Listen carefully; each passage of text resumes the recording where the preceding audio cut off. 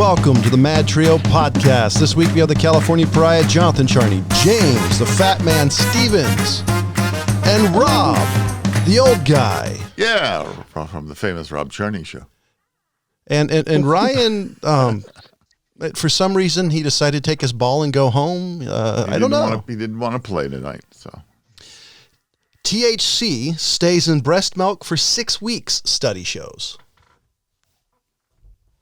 Okay. JAMA Pediatrics highlighted research by Children's Hospital and Colorado experts.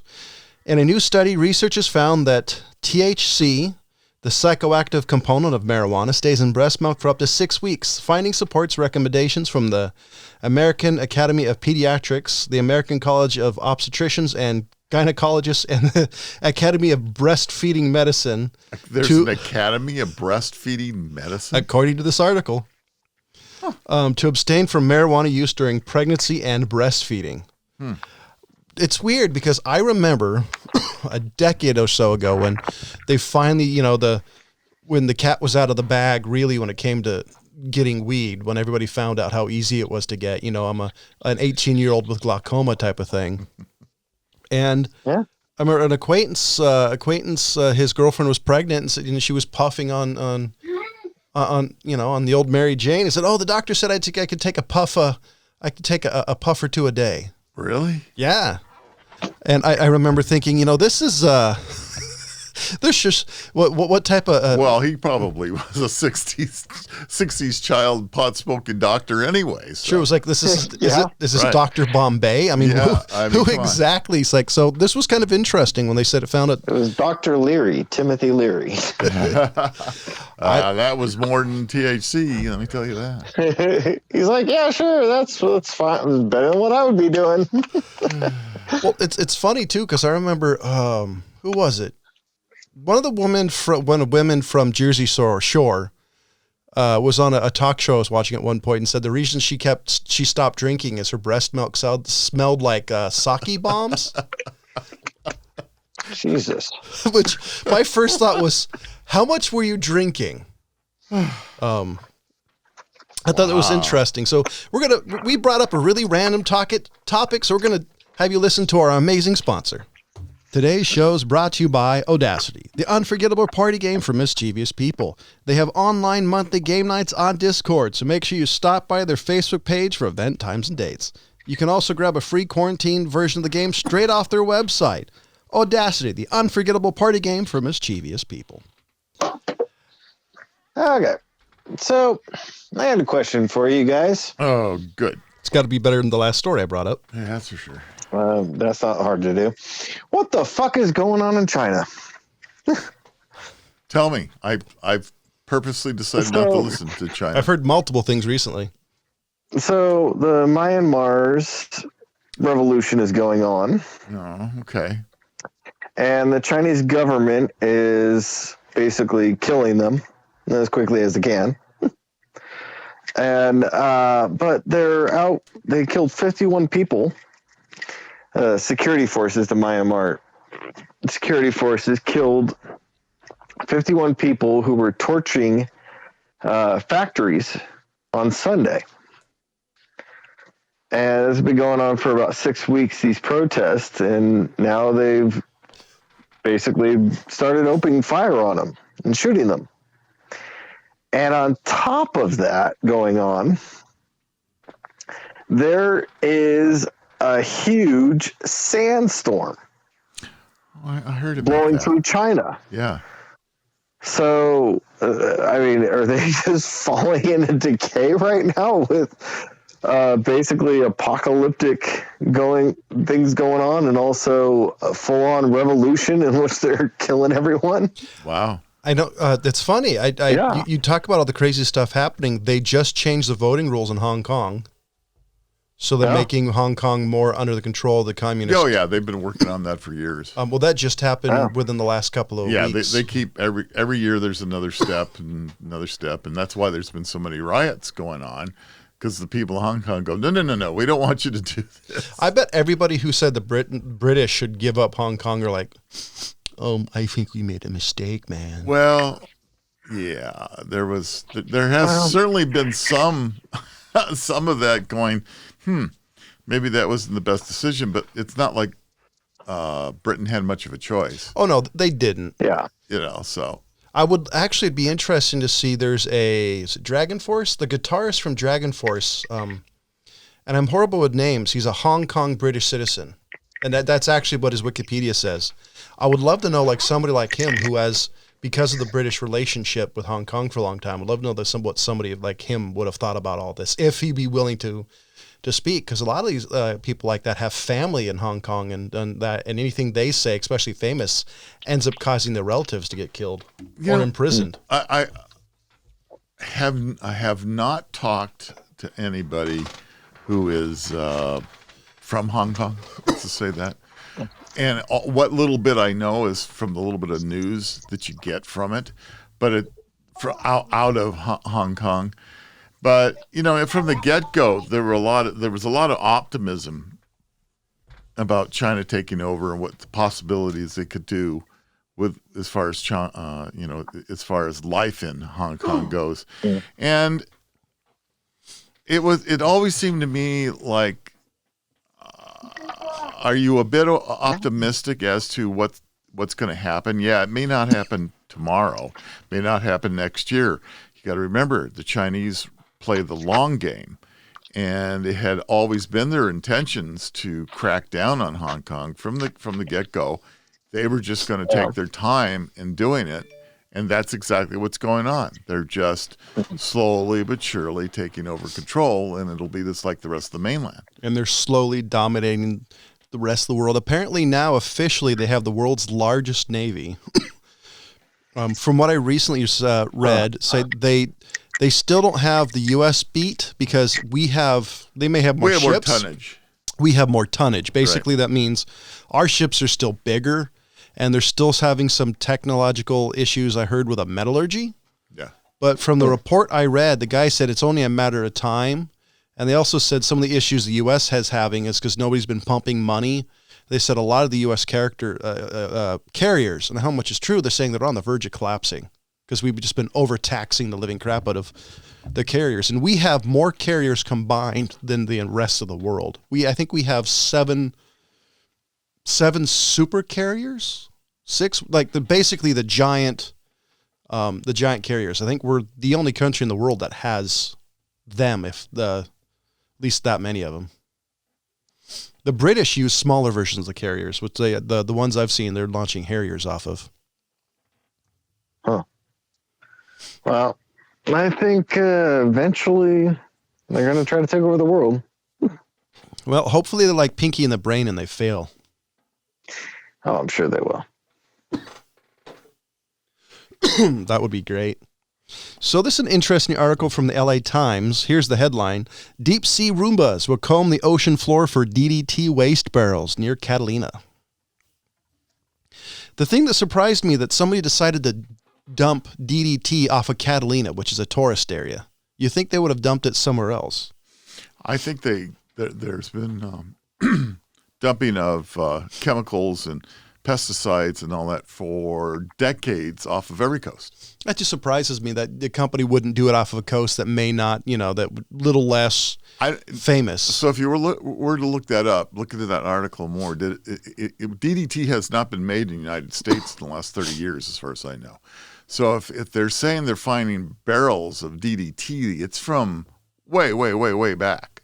That's what, said basically it was an old, let's see, an old dumping site. I'm trying to find the section in the article. Let's see. Public calls to action have intensified. That the Times reports that the nation's largest manufacturer of DDT once dumped its waste in the deep ocean.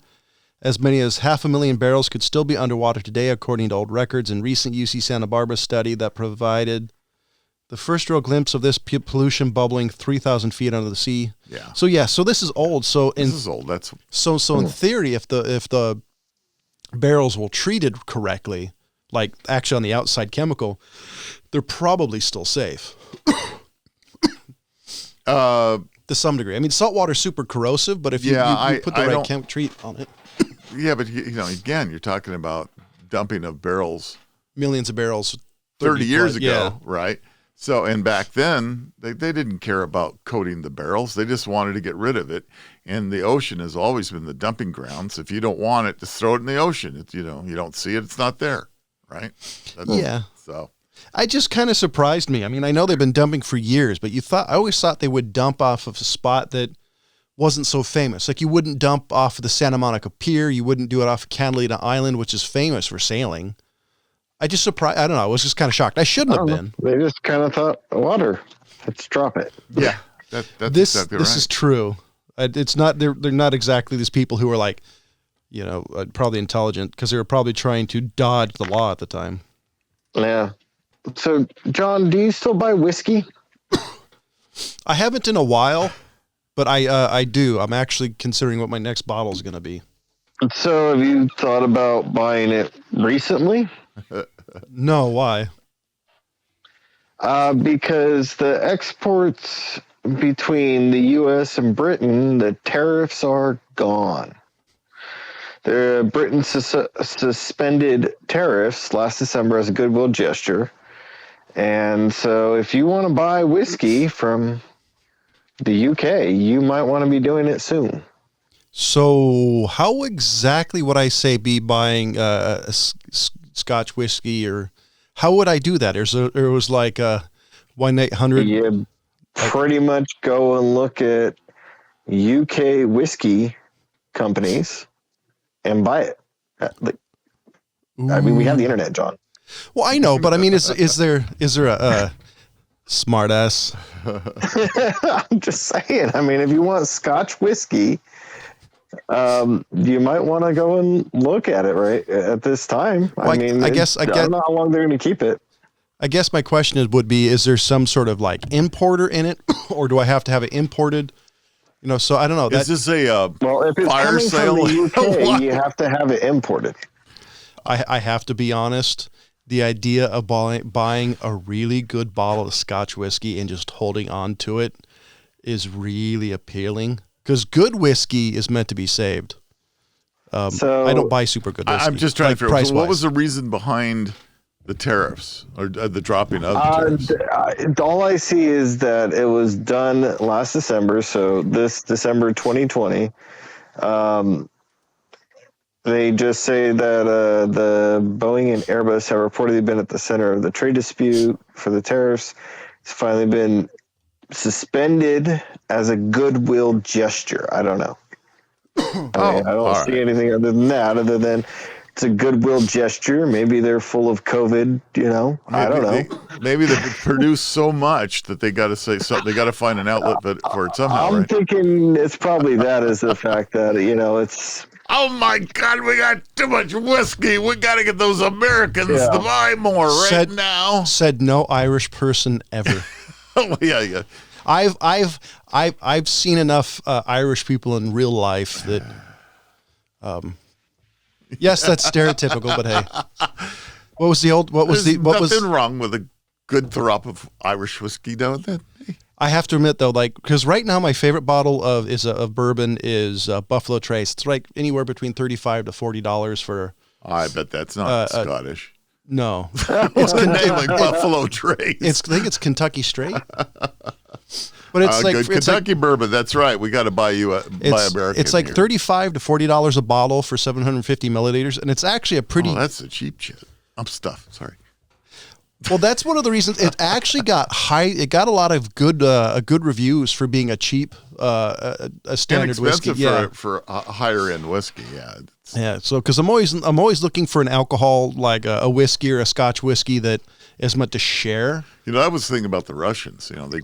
They're not into whiskey because they can't wait that long. If the alcohol's there, we got to drink it now. I mean, we're not going to wait. We'll let it let it age in an oak barrel for 20, 30 years. You guys out of your mind? It's good stuff. Drink it now. They've got potatoes. They've got apples. Hey, you can make vodka out of anything. Anything. That's right. Yeah. They're basically making prison Pruno. Yeah. But John, go ahead and look at some whiskeys. Get some good ones. Well, I have to look in that. Buffalo Trace. Yeah. I'll have to if I can't wait to hear this. Trying to get James to hang out with you in real life. Here's I buy a bottle of something. So hey John, I heard you got a bottle. Hey, you know, I don't really drink much. I'm gonna have to go online Neither with do I. Bevmo here. Here, Bevmo. Let's see what they've got on sale. Let's see if they have a Scottish whiskey on sale at Bevmo. Oh, I'm trying to find. I'm thinking if you probably buy it from like one of the actual whiskey companies. wait. They actually have a wait. Oh, come on, back here. I want to do insert Jeopardy theme song here. I don't want to get sued. Otherwise, this would Irish be... spirits. They do. They have a sale. They're calling it Lucky Brews. It's probably close. That's probably because it's close to St. Patty's Day. Yeah, but Point. it's probably Good point. it's probably a great time to be dropping the price down on it, as you have cheap tariffs and St. Patty's Day coming up. That's right. They've got everything going for them. If it wasn't for the fact that my wife would be mad if I bought a $120 bottle of alcohol. Which I can't blame her. What means you got to tell her? Yeah, like that ever goes well. Yeah, like how much is? Never mind. I'm not going. That I don't want to start. That really goes well when you know then she goes in the step stool, finds where I keep my alcohol, and says, "What's?" You just call your wife short. Let's be honest. I'm taller, Jonathan. Yeah, I'm taller than like 95% of people out there. I've only a handful true. of met people in my But life. you got to keep your alcohol out of your wife's reach too. Actually, it's the only place my son technically can't climb. All right. That's actually the reason why I placed it there. Because honestly, it's a pain in the ass for me to get to it. So I'm not quite sure the benefit of keeping it there to keep my wife out of drinking. I haven't looked at the price of whiskey for a long time. Even though being married to me is probably a good reason to start. Hell, this being related to you is making me wanting to start. I can help you with that. I got some. Matter of fact, would you like some gin? I got some gin I haven't really had. Yeah, you can keep the gin. You're the one who wanted to try that. So. I did. Now I'm trying to get rid of it. My gin days are over with. Now the Jameson Irish whiskey is on sale at Bevmo. Maybe they'll sponsor us if I keep saying Bevmo enough, or get a cease and desist order. I don't know. Or maybe you can try playing, drinking that and playing our sponsors Audacity. That's right. And a little social lubricant with a social game could be a lot of fun. Game? I mean, I haven't unfortunately played their game, so I don't know. I'll have to ask them if there's a drinking card. That's right. You have to see. If there's not, maybe there's a way we can get a MadTrio like card in there that says, drink, have one drink. Listen to the MadTrio podcast. Damn, I need a drink after that show. Unfortunately for me, I was looking at all these different, there's just some good deals going on whiskey. I assume right now I don't buy whiskey, but I never really had that great of a taste bud for alcoholic beverages, whatever it may be. I know that with a good whiskey, it's smoother and supposedly it goes down a little bit easier than the cheaper stuff. And I guess I can understand that. The only person I ever knew good enough to be able to tell the difference between different drinks was my wife. Yeah, that was amazing. I can unbelievable. I can tell you the difference on cigars. Cigars I can tell. Cigars I could do too. And I'm not even talking about like Swisher Sweets to like my favorite $60 cigar, but within price ranges from, it's super easy to tell. Alcohol, I can't tell. I usually go on review sites and I'll look up, like Buffalo Trace, I looked up and said, this is good, go on 3 or 4, and everybody about gave it a really good rating for how cheap it is. And I'm trying to be positive. Well, really speaking, $35 to $40 a bottle is within the price range of most bottles of Jack Daniels, which everybody for some reason loves. I'm not a big Jack Daniels fan. I'm over Jack Daniels, and I'm over also. I've been over Maker's Mark since the moment I ever drank it. I used to like cooking with Maker's Mark, but I could never get into it. The bottles are kind of cool, but other than that, it's you're buying an expensive bottle. I mean, let me put it that way. Yeah. Yeah. Yeah. I guess so. Yeah, I that's about it. don't know. I unfortunately not really being a drinker at all. I mean, I really don't know a whole lot about alcohol, and I'm realizing by looking at the site, looking at all these different whiskeys, that I don't know anything different. But okay, so maybe a $75 bottle of whiskey is much better than a $25 bottle of whiskey, I guess. So this is what I've learned, and from it, that may not be the case. So what I'll do is I'll find a bottle on like Bevmo, and I'll research. I'll do YouTube from reviewers. I'll do websites.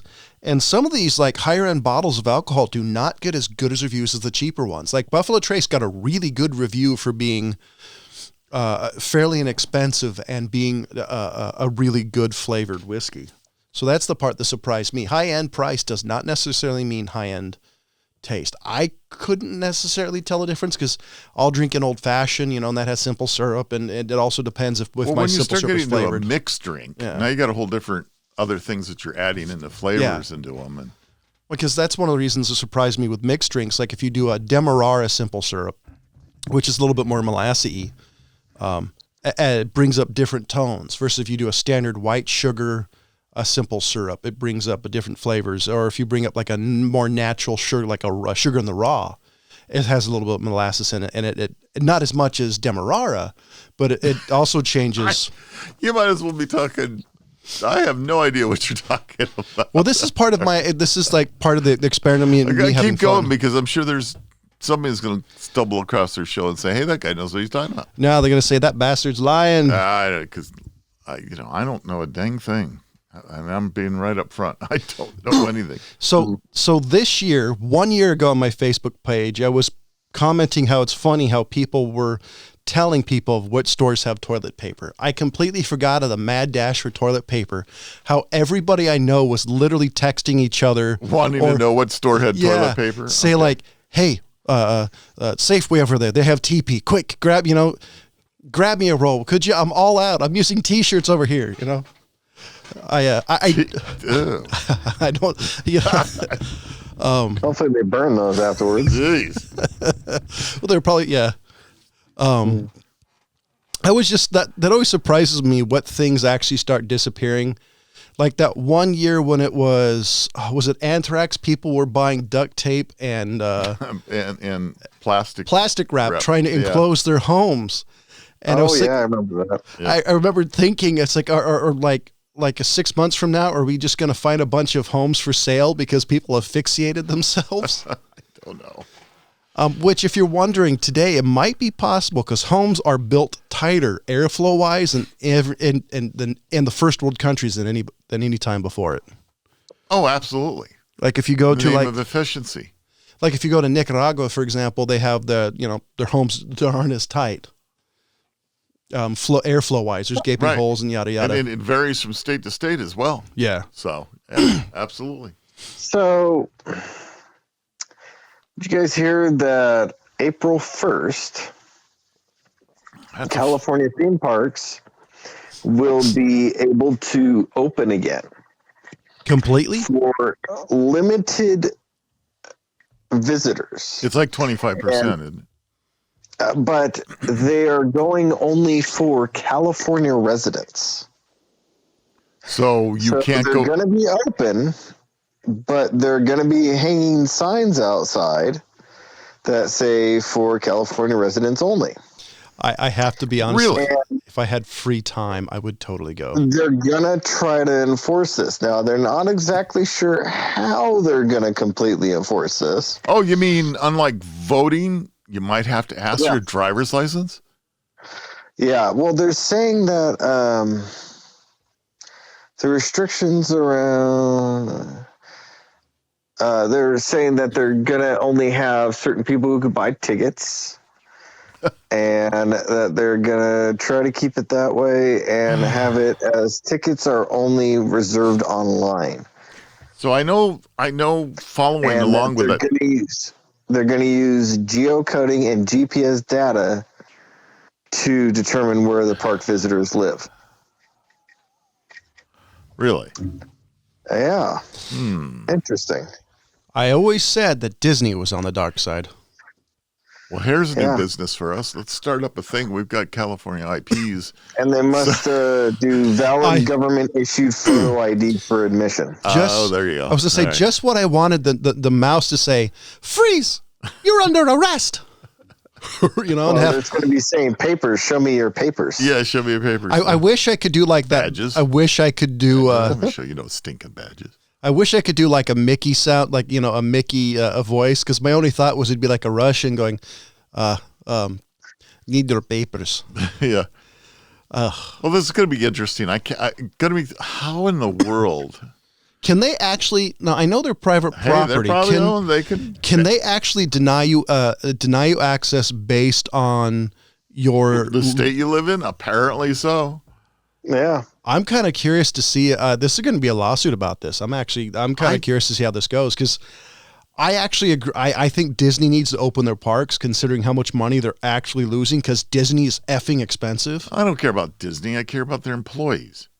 Well, I want their employees to work. Let me put it this way: if Disney doesn't open, their employees don't get to work. Exactly. So that's yes. I just don't see. I don't know. I'm curious to see how this is going to go. The other thing is there going to be? I'm assuming there's going to be a mask mandate. Are they going to have people randomly throughout the park mask checking? Because I did hear somewhere at some point saying Disney's doing is like the only time you can have your mask off is when you're eating. Period. Mm-hmm. Out and about, open, whatever, on rides, have to have a mask. Okay. So are they going to have people enforcing it? And are they going to give you like a Disney demerit? 3 strikes, you're out. Mickey will come and throw you out of the park.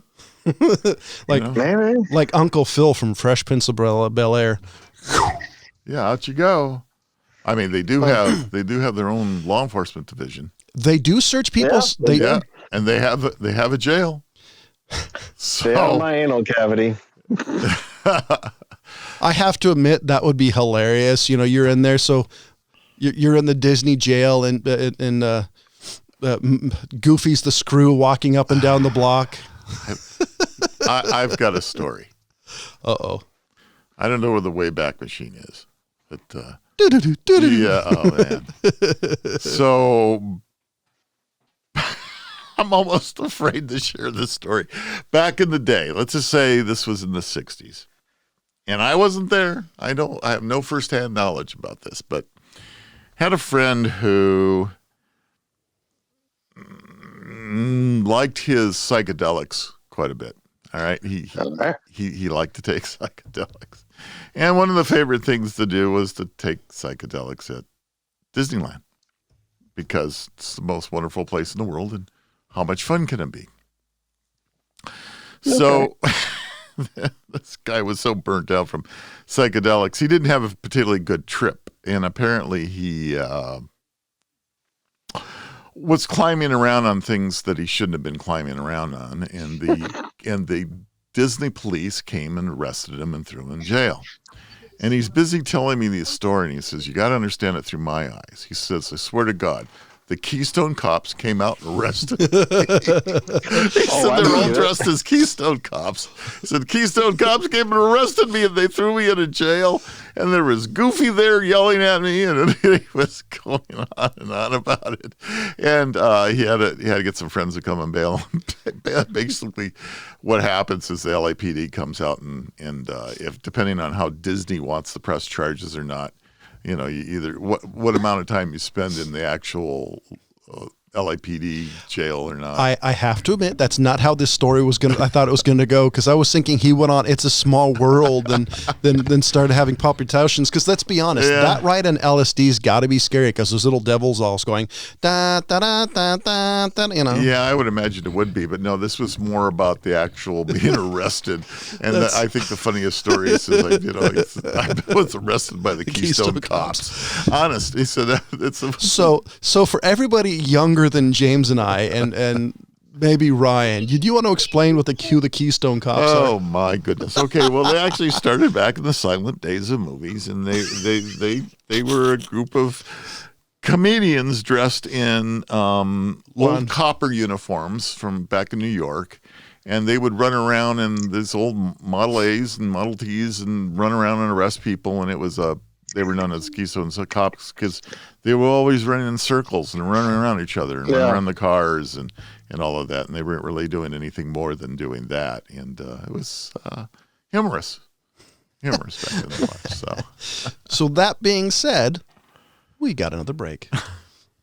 Do you want to keep up to date on the maddest of the mad at the MadTrio podcast? Check out our social media feeds on Facebook, Instagram, and Twitter, or go to themadtrio.com. But it was pretty funny to be told by somebody that, was actually did it back in the day, we'll say. Late 60s, early 70s, that would have been. So he was enjoying the Technicolor rainbow at Disney. That does not sound like fun, to be completely honest. I have no idea. I always heard that people did it. He claimed it. He had a couple of good experiences there until he had a very bad experience, and of course was welcome not to come back. Because is he to Disney World? Do you talk to said person at all? He's like on a ban. Like, is it a lifetime ban? Yeah, my understanding. Unfortunately, he died young. Can you guess from what? He drug overdose. But the mouse got him. But yeah, he said, I'm banned for life from Disney World. It was or Disneyland. It was kind of like sad. I have to admit, it would be funny if like 50 years go by, he tries to go in. I'm sorry, you're banned. Tries to take his kids. Yeah. It's like, Daddy, the kids can go in, but you can't. It's like, Daddy, why can't I go into Disneyland with you? I'll tell you when you're older. Well, son, back in the day, Dad did something really bad. Daddy was on something called lethargic acid, and Mickey said no, and I can't go back in. So a little bit of humor and everything. But the worst case was having Goofy do the anal cavity search. Yeah, that'd be awkward. Especially with those big gloves. Moving along. Got off on a tangent on that one. I don't know, but no, it's all your fault because you brought up Disneyland is only allowing California residents, and I'm, we got back to trying to figure out how they're going to enforce that, and so yeah, it's interesting that they want to. I mean, I'm glad that they want to reopen, but I mean, I understand why. Pent up California demand first. I think what they're doing is because Disney. Because remember, a couple of years ago they had an outbreak of what wasn't Legionnaire's disease; it was something else. Because somebody else coming from out of country. Oh yeah. So I think what they're doing is because there's so many people from so many different, even worldwide, that come there, they're trying to limit the possibility of outbreak. So if you have people from California only come, it's a way of getting income from the park and the employees, but with trying to minimize the amount of exposure risk. I kind of figured that. But so the question is, did the article talk about is Disney World in Florida limiting it? It did not speak of Disney World. It just said, it's talking about just the theme parks in California, which would be the Six Flags and the Universal and Disneyland and Knott's Berry Farm, but it didn't. It just said that they're going to try to keep it as California residents only. Wow. And that they're going to try to enforce that, which I'm like, that's going to be a pain in the ass to enforce. But yeah, not only that, I could understand saying, okay, if you're from the United States, you can come, but because you have to make. My understanding now is you basically have to make reservations to go to the park. You just can't show up and walk in, right? You have to have reservations to go to the park. And then on top of that, when you get there, you have to show a valid form of government ID, which, photo ID, which, passport or driver's license, I'm sure. Right. So I can understand saying, all right, so we're not going to let anybody from outside the United States come in, but to actually say you could only be from California, I'm a little surprised on that. So I'm actually at disneyworld.disney.go.com. And according to this, it says all 4 Walt Disney World theme parks and Disney's Blizzard Beach water park are now open. Oh. Interesting. We are committed to responsible reopening, and we have made some important updates based on guidance from the health authorities, such as the CDC and others. Let's see. So basically, there are open. They do have. When you're arriving, there's temperature screenings. Guests will undergo a temperature screening prior to park entry based on guidance from the CDC. Security screening. Security screening has been modified to reduce contact between cast members and guests to help expedite the guests to carry their own bags and blah, blah, blah. Like, I went there with a... how dare you have to carry your own bags? I went there... Yeah. Well, I went there with on my honeymoon, and they had people going elbow deep in the women's purses and backpacks, and, so I'm kind of curious on... What do you mean? Like, they literally can't bring certain things in. So what they do... So they were searching. Yeah. So, example, the woman brought her purse. They'd say, okay, they'd open their purse, take a look at it. It's if there was something suspicious like a bag, they'd say, okay, I need you to unzip it. Can we take a look at it? You also couldn't take selfie sticks. So there were things they were looking for that were banned from the park. All right. Selfie sticks should be banned anyways. Yeah. It doesn't... Well, they are handy. It doesn't look... They can be. It doesn't look... I don't see anything regarding what they can and can't, like, being so from right Florida now, only. from what you're seeing, It looks like they're Disney's... open. Yeah. They're open. I'm assuming they're reduced, because that would make sense. Yeah, because you have to make reservations, and they're going to say, sorry, the park is full for that day. I did hear that Disney's also getting rid of their yearly passes. I've heard a couple things recently that basically because Disney's parks are getting more expensive, so they're like getting rid of the season giving passes discounts and and stuff. hoping more people will come. Okay. I doubt they're probably raising the prices and making it more special. Disney's gotten tremendously more expensive. It was my honeymoon was not cheap. I cannot imagine running any theme park, and I don't care what it is, as being an inexpensive venture these days. Can you imagine what the insurance load alone must be for running a park like that? I wouldn't be surprised if most of it is insurance. Yeah, I mean, slip and gotta fall. I broke my leg at Disneyland. I'm suing. I mean, Who covers Disney, by the way? Like Lloyd's of London? probably, or they may self-insure, as far as I know. But, so, That's funny. It's the Disney Insurance Agency. that's right. Mickey Insurance. I can hear it. It's just going to be at the announcements on the monorail. Hi, welcome to Disney Insurance, the greatest place on earth. Hey, they might. Please keep your arms and legs inside the insurance agency at all time. Can you imagine what it costs just having those parks sitting there idle? I mean, So Yeah. I did read at the beginning last year. I don't know how much is true, but I read that Disney gets most of their money from the operations of the parks, even though they're a giant mega corporation. I've heard the parks are a giant chunk of revenue. I'm sure. Oh, I believe it. Yeah. I mean, $5 drinks, $20 Cheeros. Absolutely. Yeah, if you're going to go to Disneyland or Disney World, it's not a cheap ticket, man. I do have to say, though, a tip, if they still do this by the time they're reopening, you can actually pre-buy all your meals. And I know it sounds ridiculous, but at least you know how much you're going to pay. So you get, on one package, you get like breakfast, lunch, and dinner, and like a snack. And that's awesome, because then at least you know how much you're paying. You can do that all up front. But actually, even years ago when we used to go, I believe you could buy those packages through the hotel. If you were staying within the park, you could buy those packages through the hotels and have meals at the different hotels already bought as a package. And the weirdest thing about Disney, the last time I was there, they have these Disney bands, and these Disney bands were like the access to the park, access to your hotels, to your room, to your hotels, and it'd act as a credit card, it'd act as everything, which was interesting. But the thing I did find out after researching after the fact is it's basically like a long range RFID, and they have antennas all over the park. They can actually track you all over the park, and they'll say, "Oh yeah, the California Pariah is right by the Tilt-A-Whirl puking," So right, they know where everybody is.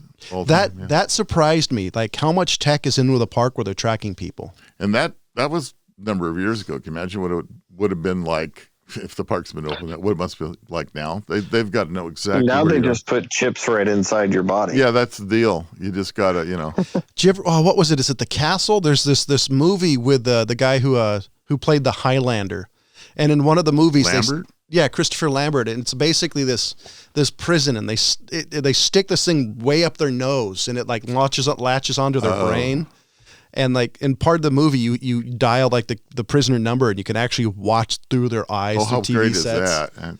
So that's what they're doing. Mickey wants to know if you're doing something fishy. Oof.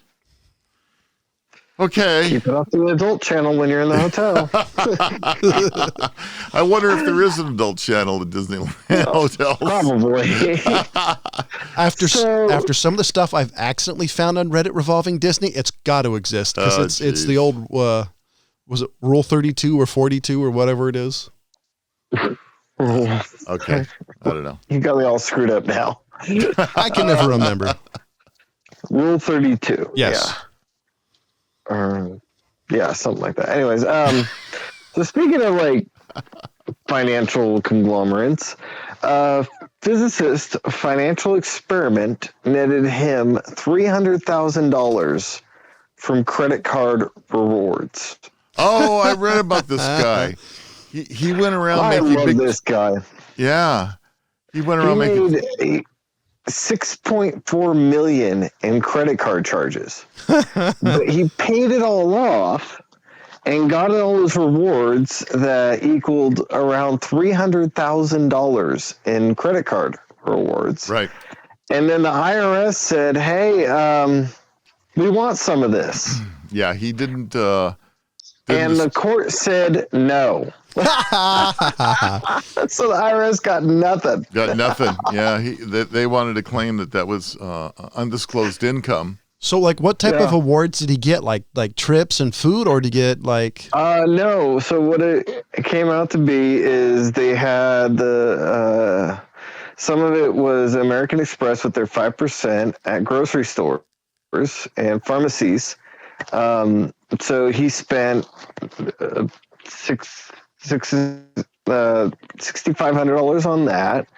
And then, $1 coins from the U.S. Mint. So he went and bought single coins so that there were no shipping charges. So there's where all the Sacagaweas went.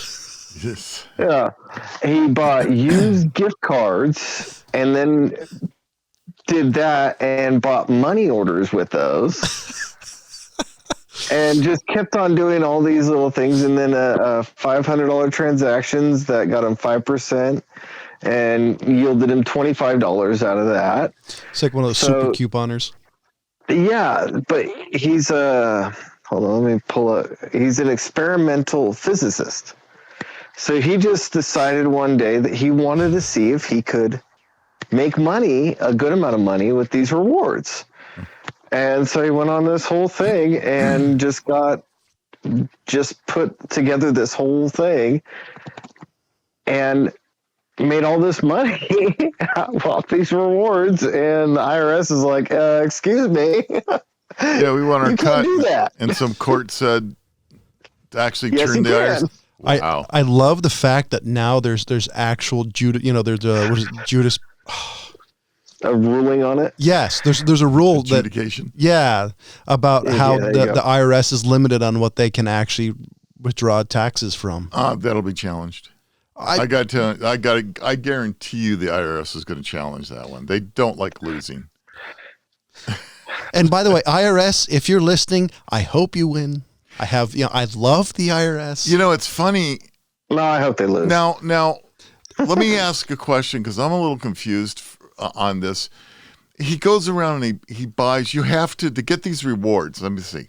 What card do I have that has the rewards? I think the only thing I've got is like a Sam's Club card, right? You buy enough things at Sam's Club, at the end of the year, you get back, 1.0005% of your purchase back, something like that.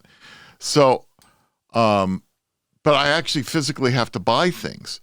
So how does this guy, if you're going to spend that kind of money, you physically have to buy things. Was he just then turning around, returning them? Because I think there's stipulations that you've got to. No, I think he actually bought these things. So he actually went and bought everything. But he got. What do you have, a grant to do this? Either that. I don't know. As far as I know, he had it on his credit card. So this guy's got to be one of the best paid physicists I've ever heard of. Either that or Yeah. you know what it was? He got all this money from GameStop stock. Oh, there you go. Yeah. You had your 2 days to make that money. So he bought $6 million worth of. $6.5 million. Additional Okay. question. I don't know. He didn't have a Capital One card, so Probably not. I want to know the credit card because did he have that Well, famous American Express has got that. black card? Well, you can sign up for them because I get the offers all the time. Sign up for this American Express card. You get 5% back.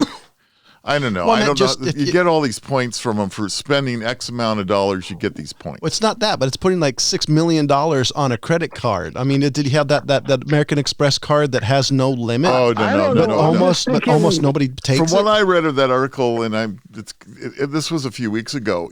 It wasn't just one card. It was multiple. Oh, okay.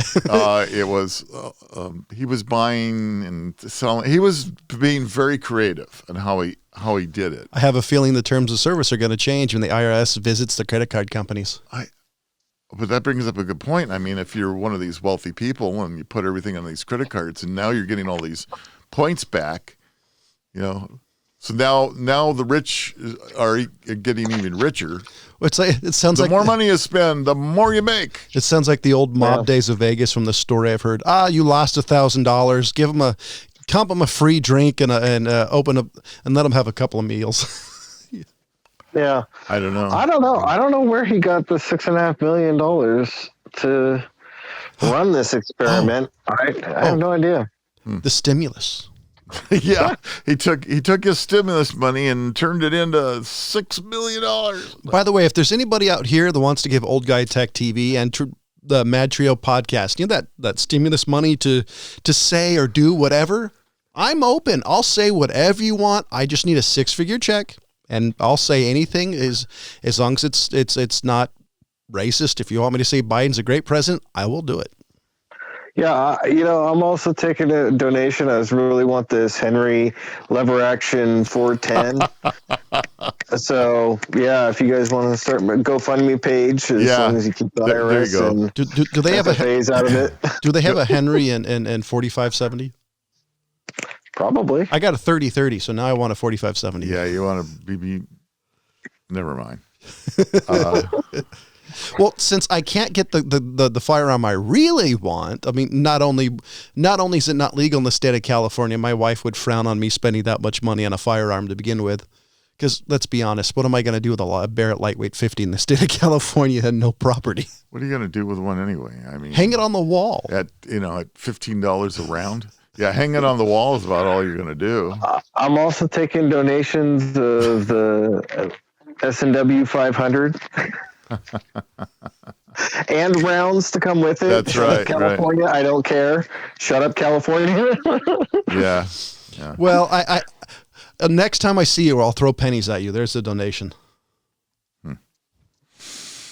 So, did everybody remember the turn your clocks ahead? The question. Why would you have to remember anymore? Yeah, I'll do it automatically. Well, because I still have analog. That's your fault. Well, I haven't switched my microwave, if that makes you feel any better.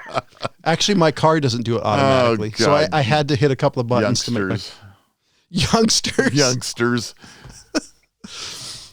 Well, Ryan's not here, and he's the youngest of all of us. Well, here it is, local time, 1:45, and the sun's out, and we haven't seen that in quite a while. So, and this may become the new normal at some point. Yeah, if fat chance. There's got to be a lobby that's making money on keeping. Big time is really trying to stop. I don't get it. I mean, it's not. We got to keep those farmers working longer. Because they need more daylight. Because there isn't such a thing as headlights anymore. Actually, you know what it is. It's because those farmers don't have the rights to legally repair their tractors, so they need that time so they can actually, because their headlights are obviously broken because they can't legally replace the bulbs because it's against the terms of service. What? Whatever. Oh, so This is What are actually, you smoking over there? believe it or not, this is actually something he's right. There is something true. If you take a look, all over the United States, there's laws trying to pop up called right to repair. Like, for example, John Deere tractors. Hey, wait, I have a You John don't, certain John Deere tractors or John Deere tractors, you don't actually have a legal right to repair them. There's a YouTube video somewhere where a guy is actually using hacked software to fix his tractor, because in order to fix it, you have to have it towed or trailered to a John Deere repair, and it's just super expensive. Parts aren't available, etc. That's one of the reasons I've heard that older tractors are actually getting a premium, because you can fix them in some ways. Yeah, when I read that article, Okay. it's been a few years ago now when we actually discussed this. It had to do with leased tractors. In most big farms and big farm conglomerates, they don't buy their tractors, they lease their tractors. And through the leasing standard agreements is that, you cannot repair these. They must be repaired by an official. All right, we're saying John Deere, but it could be Macy Ferguson, it could be Case, it could be whomever out there, Kubota.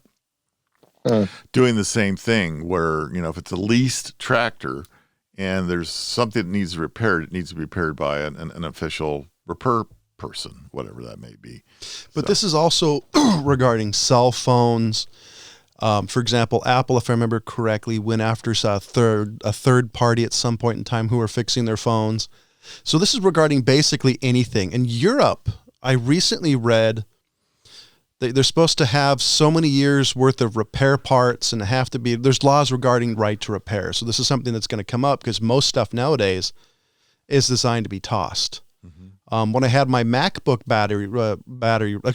my MacBook keyboard, the space bar broke. They had to replace the entire top, which included the battery. So that was part of the deal. So there's no way to repair it. It's not like the 1950s when everything was designed to be fixed, usually by a kid in the field, Yeah. It's funny. We listen to, my wife and I listen to old time radio almost every evening, and we were listening to a Dragnet show. The TV one? The TV repairman one. That's a good episode. It's a good episode where, there was a scam going around with TV repair companies or people or whatever, maybe going around saying that, your whatever is broken and we have to take the set in to be repaired, and it's going to cost you $50 when it's a $2 tube or a $1.50 tube. And it was a very interesting episode. And that just reminded me, I was thinking back about, man, that's when you could call a repairman to repair anything. You had the TV repairman, you had for the women, probably one of the biggest ones was the Singer sewing machine repair person. Used to have to come out and fix Singer sewing machines, because they, there's all these gears and levers and everything, and you'd have the Singer sewing machine guy come out and fix that Singer sewing machine and all that stuff. So it's kind of interesting. What surprised me not too long ago is we have a set of Kenmore, yes, believe it or not, Kenmore service brand, because Kenmore isn't really part of Sears anymore. And Sears doesn't exist. Well, that's partly the point, I guess. But we had the repairman to come out and repair our dryer wasn't working right. And I had assumed that the guy was going to say, okay, the board's broken. I'm going to have to send away for the board. I need the number. You're going to be without the dryer for, 6 weeks while the part comes in. I'll come back out. Because we've had other things repaired, and that's basically the way it's been done, because they don't actually repair anything anymore. Everything's just throw away, pop in, throw away, order, and type of. He actually said, no problem, I can fix this. Got a soldering gun or soldering iron. Yeah. Really? Yeah, he really did. He got a soldering iron and got his meter and looked at the board and did a few things and soldered a few things and popped it back in, and it's still working today. And that was well over 2 years ago. Cat's alive. I've never seen that's amazing. Can you believe that? And I was just absolutely floored. And he was an older guy, and he said, yeah, I can fix this. Oh, that's why. He's an older guy. He's an older guy who knows what he's doing. He knew what he was doing. He knew exactly what he was doing. He knew exactly what the problem was. So reminds me of the old story about Y2K. when because nobody knew how to fix the Cobalt programming, so they hired other. Oh yeah. Cobalt. I met a guy who. The old story is they asked him to come back to work, and he said, "How many zeros are you giving me to do it?" They opened the checkbook. I was in the tech world at that point in time, and before Y2K, when all of a sudden they started realizing there could be a problem with a lot of these, it had to do with the fact that if you didn't know first of all, if your audience doesn't know what Y2K is, they're too young. Yeah. I have a feeling they're not allowed to listen to this podcast. They're too young to this podcast. But at the point was when we were writing programs back then, we only put the year as a 2-digit. So it was 1995, or it was 1985, or it was 1998. So all the numbers in the coding programs were, ending in 98s or 85s or whatever it may be. And so all of a sudden now, when the year 2000 rolled around, it was going to be 00. So everybody was freaked out. The computers were going to think that, no, it wasn't the year 2000, that it was going to be 1900. That was the assumption, and nothing would work. So most of the legacy software that was running at the time was written in COBOL, the COBOL language. I even did some of it myself. And so that's how old it is. Most that's right. And so most of the COBOL, by the time this year 2000 rolled around, most of the COBOL engineers were all retired or done, dead, finished, dead, whatever it may be. And all of a sudden they realized they didn't know how to write these legacy COBOL programs. Nobody knew how to do it. So they were scouring the country looking for anybody still alive that knew how to code in COBOL. Every COBOL engineer that I knew was making big bucks. I mean, for back then, huge dollars. They said, yeah, no problem. I'll come out of retirement and making, 5, 6, 7 times their amount of money in a month than they normally would have. It was just amazing. And come to find out, for 98% of all programs, none of it would have been affected. Y2K was hilarious, at least in the small town that we're from. This podcast is actually broadcasted in. I knew a number of people who legitimately thought it was going to go back to like the 1530s. And I'm not exactly sure why they thought. Why they went that far back? Yeah, it's like, okay, I'm 19 because the guy's talking. This particular guy is talking about, man, I'm buying a bunch of swords. I'm gonna get some armor. I remember thinking, because your guns aren't going to work either. I remember thinking, or at least asking. So somehow the last, in your case, 600 years of metallurgy, chemistry, is somehow going to go away. That's like right. All of a sudden, the books are going to be blank. Well, there were people thinking the cars weren't going to run. That that everything was going to just electronically wise was just going to stop running. My car would have stopped working now. The car I had back then would not have stopped working. None of the cars that were affected by it, they were all just fine. I mean, it was a huge overreaction for the most part. Some of it, okay, fine. And the reality for government on the government side was how much legacy stuff they were still running. And that was back in 2000, 21 years ago. We were running stuff back then that was considered outdated. And Cobalt is from what, the 60s? The 60s or 50s? Yeah, well, they probably started in the process of the original basic code and stuff that was written I'm kind of wondering, like, how many of these engineers that they hired, the guy got into it and said, shit, I wrote this back 50 years ago. Probably some of them did because they were hired back. And he's probably like, man, I should have written more I should have written more callbacks and notes in this. I don't know. I haven't studied any of the new languages that are out there lately, but it is interesting. I wonder what the evolution on code writing, how far it's gone, because there seems to be a new language every year that pops up that is the language of the moment that everybody writes their code in. And kind of interesting. It's funny. I keep hearing everybody still talk about JavaScript and whatever code the iPhones and Androids take. Besides that, I hear a lot of JavaScript stuff. JavaScript. Yeah, but even within JavaScript, there's different versions of JavaScript written in different types of codes too. So there's a whole series of things, and there's all these new languages, but some of the legacy stuff is still needed. So they still need some of the old coders still around to be able to help them out. That may happen forever. Oh yeah. I heard they actually, who was it? Somewhere in Reddit, somebody was talking about they're actually teaching some of the old programming languages because they realize at some point nobody's going to know how to do it. Well, the government has been the big one for storing old equipment, and I mean, because they've got, what do we got now? 50 years of computer backup of a programs of whatever it was running. And it's the old day of like, if I give you a floppy disk right now, and there's probably half the listeners going, what the hell's a floppy disk? Give you a floppy disk right now, right? And I say, okay, can you run this for me and tell me? That's what happens when things get too cold. Find a computer. Even in our studio, we have some old ancient stuff sticking around here. Find a computer that still has a floppy disk slot in it. Actually, what I'm expecting is that in California, the EDD is probably using one of those old DAT tape machines. There's somebody, EDD maybe, yes. There's somebody somewhere trying to figure out how to thread the DAT tape on the old reel-to-reel. Yeah, they may be. I don't know. Try to figure out. You hand somebody a punch card. Boy, I wish I had kept a bunch of those punch cards. What a great gag gifts to be given to people. I talked to a guy who years ago at a coffee shop. He was an Indian guy who worked at one of the casinos, and he said he has one of the old punch card. He had one of the old punch cord typewriters, and he said his kids play it all the time because like, oh, look at all the pretty symbols and dots and all that. It's like, really? It's like, well, it actually looks like the old-fashioned typewriter. Yeah. Right. And you type on it, and then it goes, the card spits out. Yeah. Right. And so, but you got to have a bunch of those blank cards, otherwise it really doesn't do anything.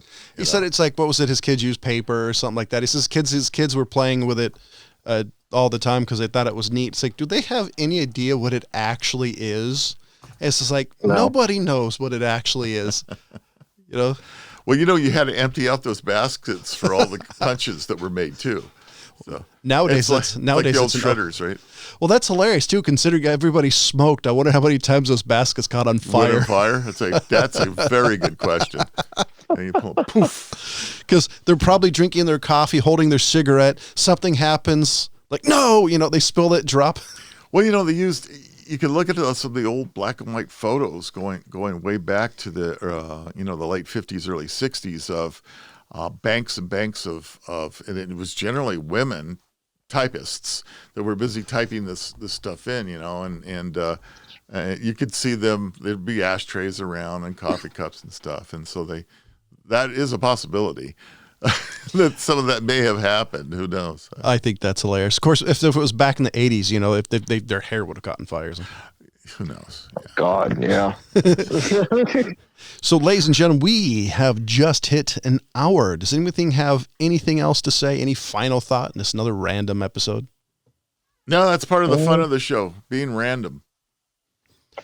I agree with that. Make sure if you want to go to Disneyland, you make your reservations and you have your California legal ID because they're like TSA. They're only accepting the real IDs.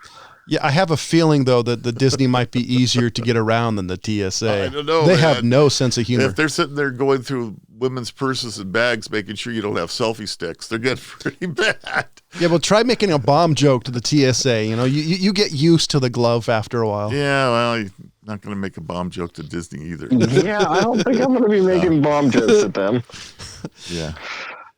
So, ladies and gentlemen, I did post to our Instagram account, and yes, the MadTrio has an Instagram account. One of my favorite albums when it was released, it was Fear Factory's Obsolete. So my question to you, if there's anybody out there, what is your favorite album? Any album? Just curious to see what type of music you're into. Ladies and gentlemen, as always, thank you for listening. Bye.